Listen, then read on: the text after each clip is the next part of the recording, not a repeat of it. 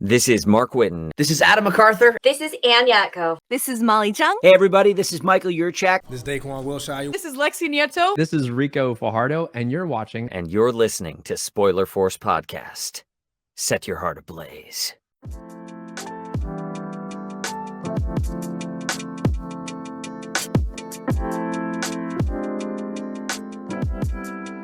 All right, so this is episode 174 of Spoiler Force Podcast. My name is Ricky, and thank you for tuning in.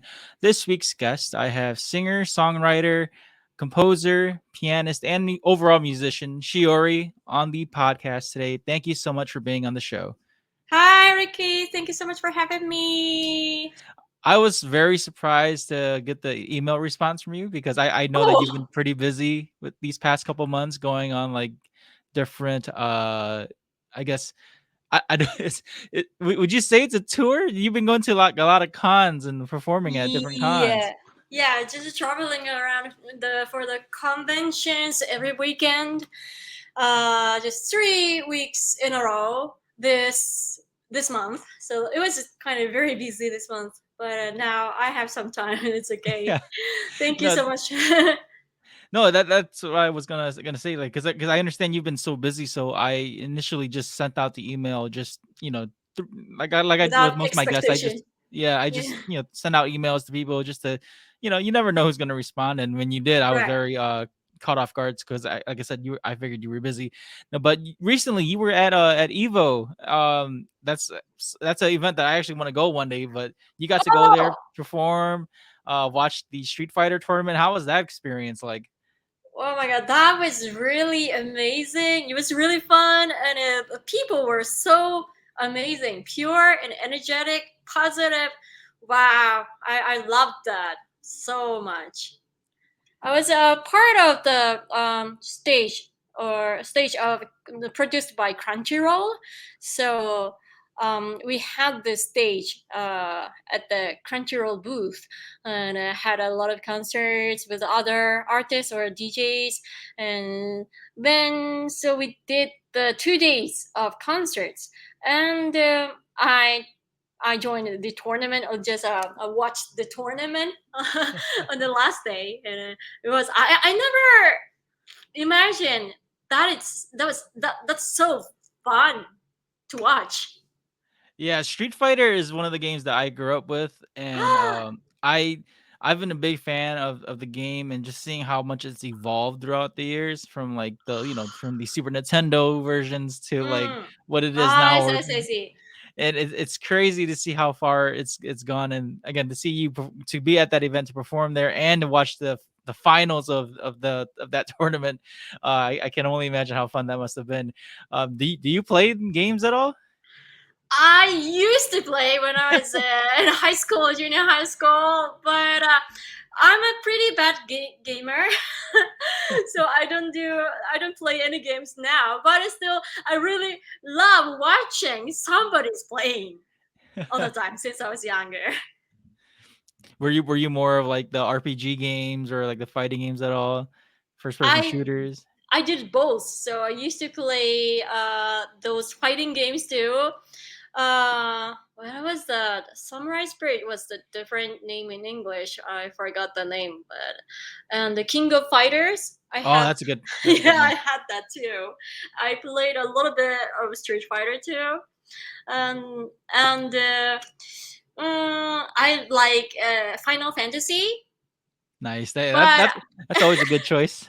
Yeah, I really love that, but I always give up at the right before the boss stage. Oh, I'm always scared. Oh my god, I can't do this dungeon. Oh my god, just quit every time. Which Final Fantasy was your favorite? For me, was 10. 10 was my favorite. I see. Mine is 9. 9. Oh, okay. Yeah. Okay. Usually, people on the show, whenever I talk Final Fantasy, it's always like 7 and 10, and then you have like the niche fans of 8, and then I believe you're the first one on the podcast to say 9 was their favorite, so that's a good one. That's good. Yay! I love it. Well, for the fans and followers who don't know you, Shiori, like I said, I when I reached out to you, I wanted to let people know as well, like how I discovered your music and all of that Oh because yes.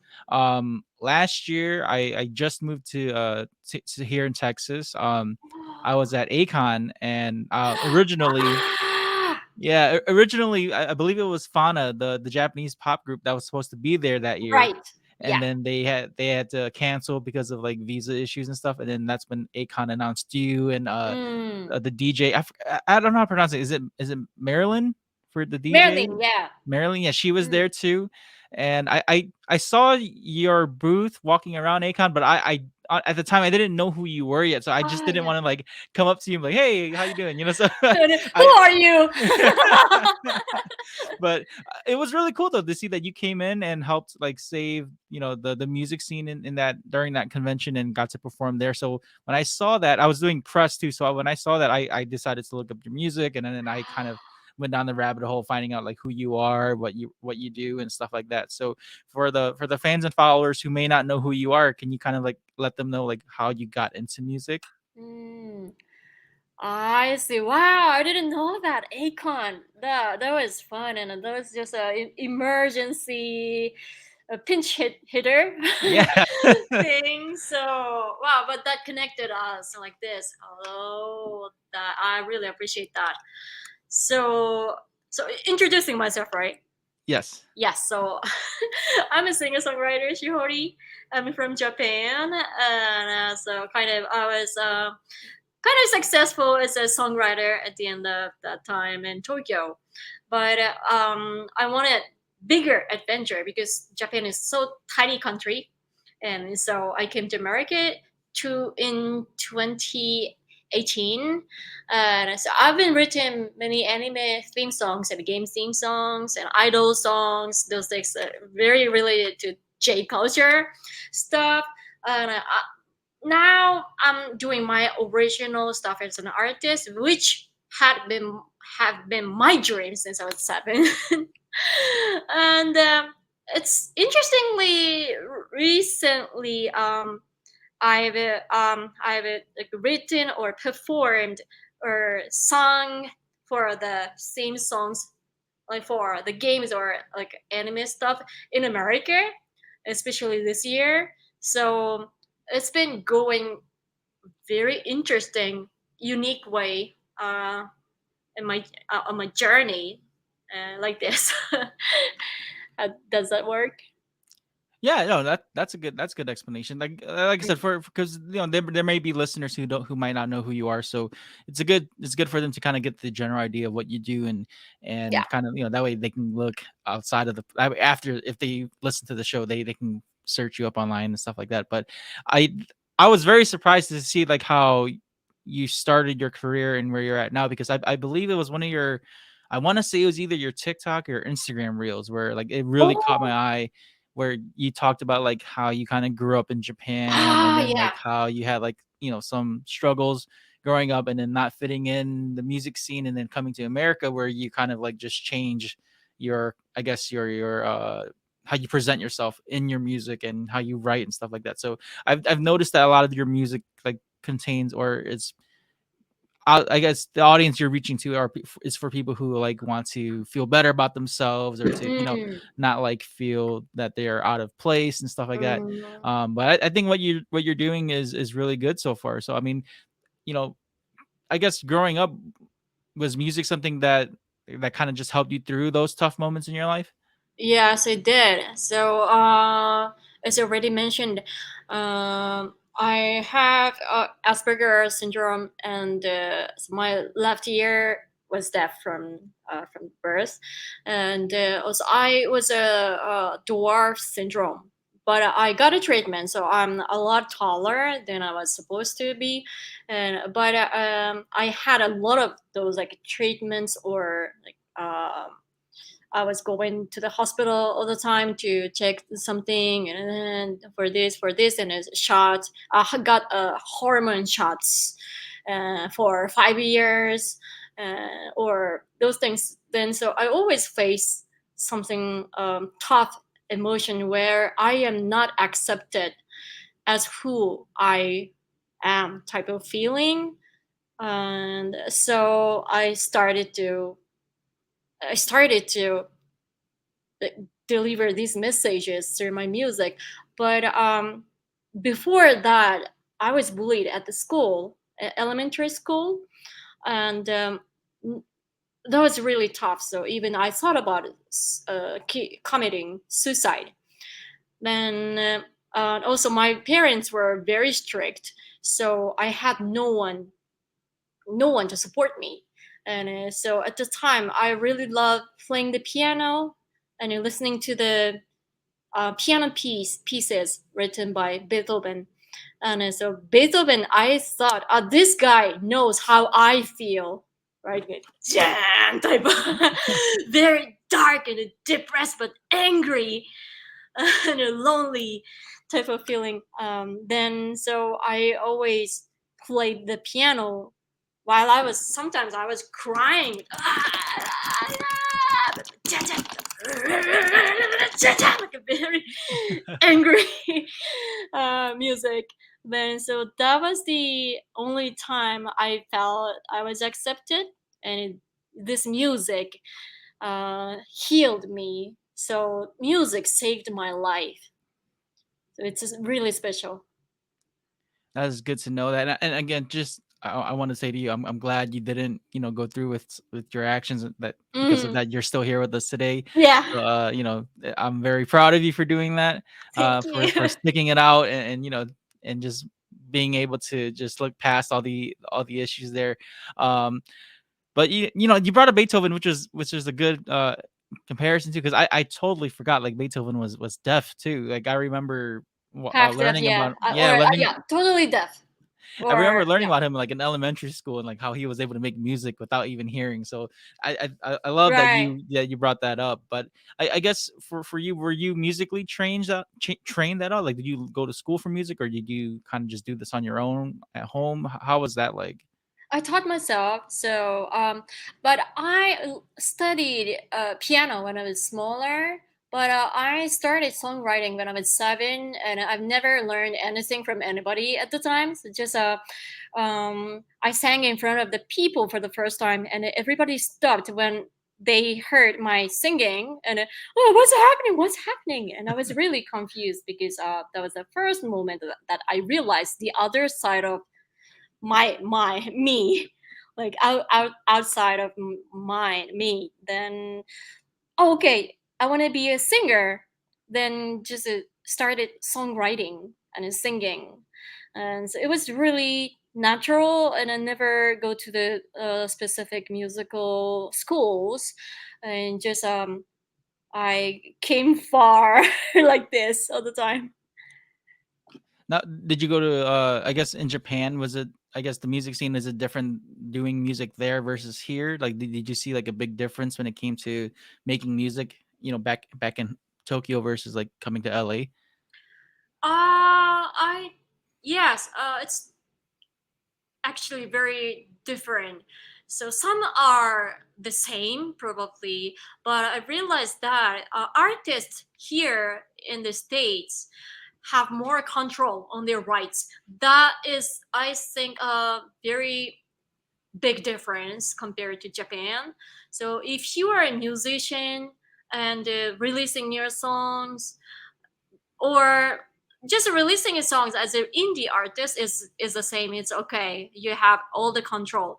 But if you distribute from anywhere, or no, not distribution, like for example, like a sync licensee things, those things. And these companies or publishers would take really a lot, like 100% of Oh rights, like wow. publishing rights. And but I was really shocked that our artist can hold your maintain your rights 100% here, right? And so wow.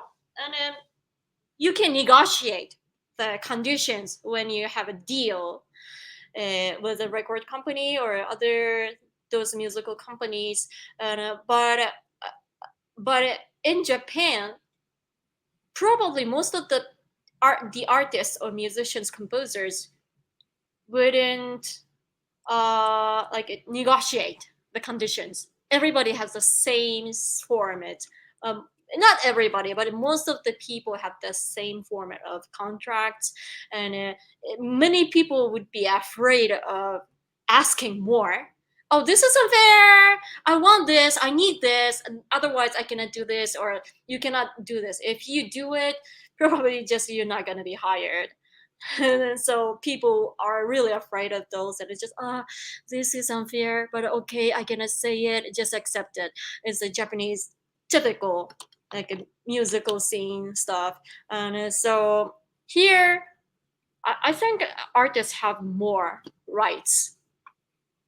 Now, now that you're working in the American scene or pushing yourself out in the American scene, I want to say, like, in Japan, like, most folks, they're a little bit more timid, or they're not as outspoken when it comes to things that they want. And when you come here to the States and you're working here and you're able to do what you want, do you feel like there's a big cultural difference there, like, Yeah, versus working in Japan versus now? yeah, absolutely. I think it's same as same in the every industries. uh, yeah, this just the cultural difference, but it's really nice. So when I like ask somebody about this the conditions, uh some people may not accept or cannot accept. Oh, we have this budget, we cannot do this and more than this, or it's okay. But sometimes I need this, might be too expensive, but like people say, okay, oh, really, really, you accept my condition, and I feel like I'm respected as a musician, as a professional, and yeah. So we have choices. So this is, I think, I really appreciate it, and this is what I wanted in my life. So I really enjoy it so far. Now, for your music that you make, you do this all on your own. Like, you don't have a team with you at all. So you write, compose, uh, pretty much create everything on your own. That's all yours. Yes, pretty much everything is produced by myself, but I don't do arrangements or track making. So always I hire somebody to make my tracks. Now, I gotta ask you, like, because you mentioned earlier how you're deaf in one ear and being able to make music. How challenging was that? Because Ah, interesting. for, That for me, I don't know how that would be like, because I think I would really struggle with that. yeah, I'm not because good you with never music. experienced. Yeah. Yeah, so it's a actually really interesting. Probably most of the people cannot imagine how I hear and how I make music, but having one deaf ear helps me creating music really well somehow, because my left ear is deaf, but I found out left ear is a language ear and the right ear is a music ear. But I learned this from a book long before, but I really confirmed this was right through my music career for long years. It's proven, really proven in my career. Then so I can hear from the right side, which is musical ear is strong, but I'm not good at language. Like I cannot hear language as a language. I can hear the language as a music. So the strengths and weakness, and but my strength is a musical ear. Then so I have a natural perfect pitch. Then also having half the world keeps me really like focused, because you don't hear half of the world. You can really be into your world all the time. So that helped my creation, uh, rather than like bother me. Did you ever have to learn how to sign at all since you were deaf in one ear, or? Oh no, I never learned sign language. So kind of like 1 year is okay for the daily life. There are some situations where I feel like inconvenience, or like somebody, for example, somebody call me from my left side. I never notice. I cannot hear. Ah, okay. And people get annoyed, really annoyed. Is she ignoring? Oh, so weird. And some people like a bully. This is what happened to me when I was younger. And but so that got me into like kind of tough situation sometimes. But it's now okay. I'm an adult, so I can explain to them. Oh, I'm sorry, I didn't realize because my left ear is deaf. And okay. People understand, so it's easier now. So for folks who are listening, please make sure you stay on Shiori's right side. Yes, Don't please. get mad. Don't get mad at her if she doesn't respond to you. Exactly, yeah. Kind of, actually, it's interestingly, many people like when you want to like something like have a secret conversation, you like come to the ear, right? But many people come to my right ear. Maybe I'm not sure if everybody tends to do this, but many people come to my right ear. So can you come to my left side? And I have to do this many times all the time. It's okay, but it's funny to me. Well, I'm glad you're able to like make light of of issues that could have been bad, and seeing how you can also like just be positive about this. I really appreciate seeing how you're able to do that as well. Because again, things like this can make people turn into like really negative Mm, people. And yeah. it's just really nice to hear like how you're able to still be able to do what you want while facing these kind of like difficulties in life. Now, you also said that your parents are pretty strict. So how are they now about like you doing music now? I mean, of course Oh. you're an adult, but like when you were doing this, were they still having issues with you doing like music? No, of course not. And they used to be very strict, and that they didn't want me to be in a showbiz world because that's dangerous. And so that's true too. And so especially my dad didn't want me to be in a showbiz. So even after I was rising as a composer, he told me that, Ben, so when will you quit music?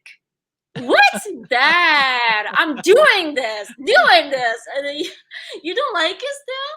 I don't know, but yeah, after really like a big people started to sing like pick my songs, and they sing my songs on TV show, right? And you can hear my song, my your daughter's music. Then so he started to be really supportive, and my mom is really supportive. I'm not sure about my sister, but the sister, yeah, she's also probably. Oh, Shihori is doing very well. She's doing what she likes. It's okay, probably like that. Now, when you first moved to the States, how old were you by the time you came to the States? How? You don't need to say how old you were, but like when did you decide to make the move from Japan to the States? Ah, this could be a long story, but try to be shorter. Yeah, so I told you that I was bullied when I was in elementary school. At the time, my mom told me that you would be more successful in America. Really? And I started to dream of moving to America someday, but it didn't happen for very long years. But because I wanted to stick with Japan in my like my home country, then try to be successful. And but it was really hard for long years. And but finally, I made something big as a composer, and I thought, oh, it's the time for me to be an artist again. And so I got this record deal to the second major debut again, but that disappeared because the head of the record label told me that, oh, I understand, I know you are a great like songwriter, but how big your fan base is as an artist. And I was like, what? So I gave up becoming an artist for like several years to be successful as a songwriter, because the industry people advised me to do so, like be successful as a songwriter because you're talented, in songwriting. Then so you can be an artist anytime after you become successful as a songwriter. And I didn't like that, but that made sense to me. So okay, I'm gonna make it. I'm gonna achieve it to become an artist. But when I achieved something as a songwriter, these people told me, right, like that was totally opposite to what I expected. So I got super mad. And also there are some things that I really hated. Then so okay, I'm done. And also Japan is a very tiny country, and so kind of you can see the limitation. And so okay, so I would rather go to America and then go to the bigger industry, and I tried to be successful, and then I came here. So like, did you just move to the States recently? Then was it like a few years ago? A few, yeah, several years ago in 2018, Okay, right before COVID hit. right So before COVID, yeah. exactly. Half of So my New York life was COVID. oh wow. So I mean, crazy. when you're doing music independently like this, did you, I guess, you're trying to, you mentioned about building a fan base. Like, was there anything that was challenging about that, being a musician as well, just like trying to get your brand out there and working with different artists or producers? Was there anything about that that was more, I guess, difficult than you thought it would be? In Japan, Oh no, in here in the States. here, I'm not sure. Yeah, I'm not sure, but I feel like um everything is more open to everybody. Everybody has chance. It's the interesting thing in America, because Japanese music industry is more closed. It's been changing, but still you have to be in the industry to like do the musical stuff, like release stuff or like a commercial stuff, anime song, game songs. And but here it's interesting, like those people, industry people would just reach out to you and, hey, somebody, and can you record a vocal for this theme song or something? And you you too, right? Like it just people search you and contact you, and like sometimes you do something big job, and this I'm not in a big company, or I'm not famous at all, but people somehow find me then, so you get something. Big chance is very hopeful for me, so I'm really thankful. That's what I kind of see, like when being an independent creator, like Mm. it's hard at first in the beginning, where you got to you got to network with people, you have to know certain people, but once people start reaching out to you, it's a little bit easier, and then that's how you're able to build your connections with like people in different parts of the industry, or just trying to build your brand. So I mean, now that you're doing that now here, in the States, going to different conventions and doing concerts and stuff like that, has there been a show that you went to that, or that you did, that really like was beyond your expectations, like that really surprised you in a good way? Performing at the conventions. Yeah, like, so was there a convention that you went to that was like, that went better than you thought it would be? uh yeah, the cons are really fun in general, but yeah, the first one I attended was, I think, TechCon in Pittsburgh, and I was kind of good shocked because the people were really attentive and really powerful, really enthusiastic, super supportive, and like reaction is really like strong compared to Japanese people. And people are like, yeah, for example, like during the long tones, like what, yeah, wait, what? Wow, this doesn't happen in Japan. So I was super happy, and it was really like fun and funny, and wow, I love this audience. Yeah. I also saw you did like I guess you won an award for like best dancers or best dancing Yeah, video in one of your music videos. So yeah, did you also have like do you also take dancing lessons as well to perform better and when a you little when on bit. stage? Yeah. So I asked the choreographer and dancer. Then so I took some lessons from her, and no, that one, that that was a different choreographer. The dancer I was dancing together was the new choreographer at the time. So yeah, he had, yeah, he taught me like those things a little bit, just a little bit. But I didn't take lessons. But yeah, sorry, the explanation wasn't good.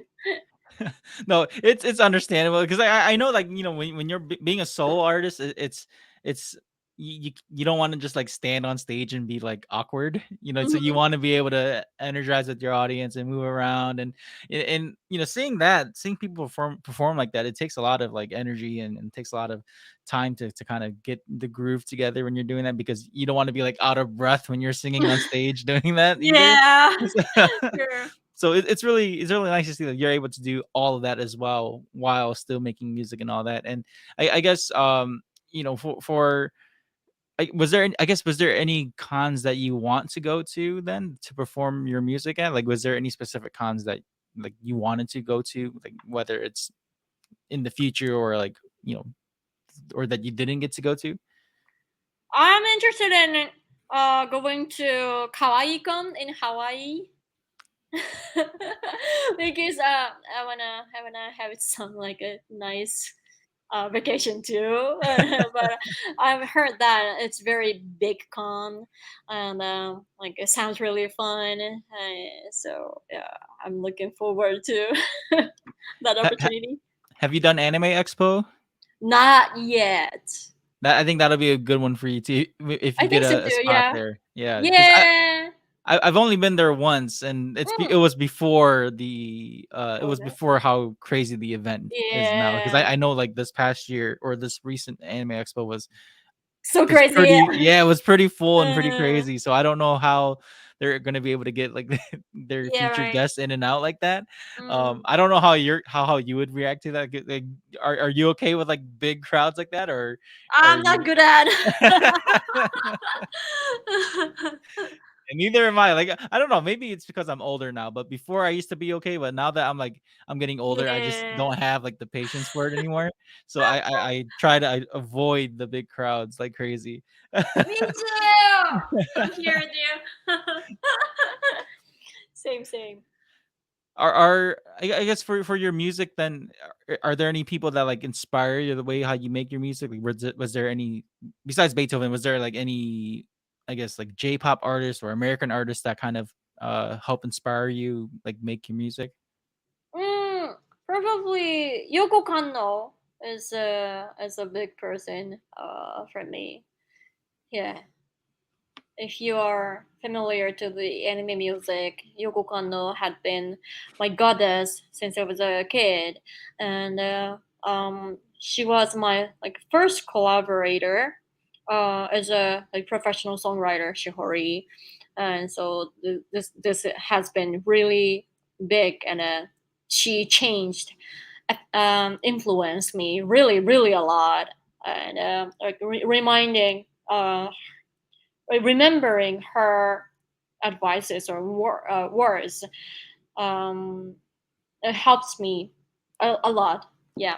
Are there any artists that you would like to work with in the future? Like if whether they're like Japanese artists or American artists, like do you keep your eyes out on like, oh, I want to work with this artist one day? I always say Ariana Grande. I don't know how, but I know she likes Japanese culture, so I'm wondering if she's interested in collaborating with a J-pop artist. That'd be a pretty interesting take. I always, listening to your music, I was kind of like thinking that maybe you could do something with Lisa, the artist who wrote like Yeah, Gurenge yeah. and all that. But I don't know. That's just my personal opinion. I thought like because I think you just did a like a was it like a cover recently? Yeah. Like it was like a DJ remix cover of Yes. that. So I kind of like connected like maybe you both have like somewhat similar styles, but I think that'll be a pretty cool collaboration to see you and Lisa do if that Right. opportunity comes. Um, for before we end the podcast here, Shiori, I just want to say thank you so much for your time and being able to talk about this on the show. Um, there was I want to say there was one or two questions from fans here. Oh. Let me just let me just look through it to make sure I can find it. Because on Instagram and on social media, I pretty much just like ask fans for a question for fan questions for you. Mm. Um, so give me one second so I can find it. It takes forever. It's I keep okay. forgetting to Take pull your it up. I keep, time. I keep forgetting to pull it up, and it's like I have to look through all my social media. No problem. Oh no, where'd it go? I can't, Ah, it's I can't okay. find it. It's okay. There's too much stuff going on. It's okay. Oh, okay. Here's one. So this is from his name is Yi Lang. He asks, with your struggles with Asperger's, how was that like? You kind of touched up on it in Japan, or like how you got bullied, but was there, I guess, being in Japan with that, with like, with a disorder like that, was there, I guess, was the culture like different than it is here in America? Because like in America, they're kind of more like, how can I word this? That they're more open, to that. Yeah. So in Japan, were they not as open to that, or were they kind of just like brushing you Mm. off? Yeah, it's not open, unfortunately. And but the back in time, it was worse. Of course, no, nobody knew about the autism at the time. Nobody knew the terms, and I didn't know about it since until um, I became adult, and so it was really tough. Many people don't know how to deal with this, and you don't know. I didn't know, and so just I had to learn every time, really, really hard. Like, how are they making friends? How are they talking to their friends? Like this level, I had really hard time for long years, but just really step by step struggle. Well, I'm glad you're able to, again, like I said before in this episode, in this podcast, like I'm glad you're able to just overcome those adversities. Thank you. Um, and I think it's really neat to see that you're able to do what you're doing now, and especially like just being able to be an independent artist and travel to cons and perform and do the things that you want to do. So I applaud you for that. Again, Shiori, thank you so much for being on the show. I know this is a little bit shorter than I intended, but I'm glad that we were able to talk about you and your career and what you've been doing. So for fans and followers who want to follow you on like social media, how can they do that? Yes, thank you, Richie, for Ricky for have sorry name Ricky. Ricky, Richie's right? fine. I've been called Richie before. It's fine. Really? Oh, really? Yeah. Nice. So either way, Ricky, thank you, Ricky, for having me. It was really fun, and I felt the time passed really fast to me too. So I have a Instagram account Shihori94 or Twitter account Shihori942. It's a Japanese account, but I have another English account Shihori NY, capital NY. I think these are, yeah. Perfect. And I'll have those in the show notes and description as well. Um, for I guess you can if you want to say, if you wanted to tell folks, you can here, because again, this is pre-recorded, so this won't drop like right away. Mm. If are there any like conventions that you're planning to go to later on this year? Yes, this year. So I will join Connector Day in Costa Rica. This is next week. I guess it's next week. Wow. 9th and the 10th in September.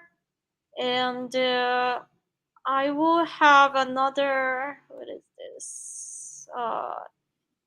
I might have something like overseas convention at the end of September. And I will have a Northwest Northwest Idol Fest in October.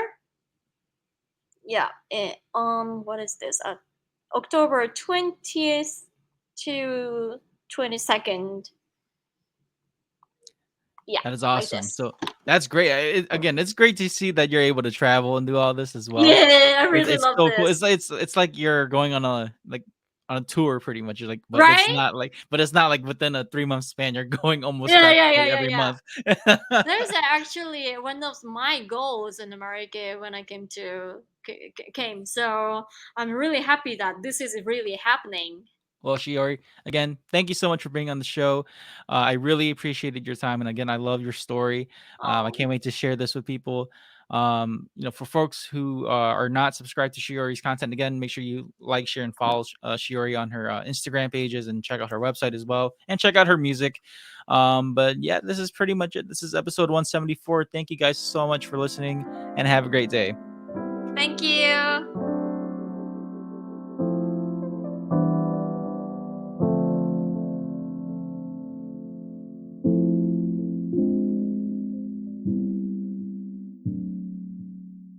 If you enjoyed this episode, make sure to give a review and rate Spoiler Force Podcast.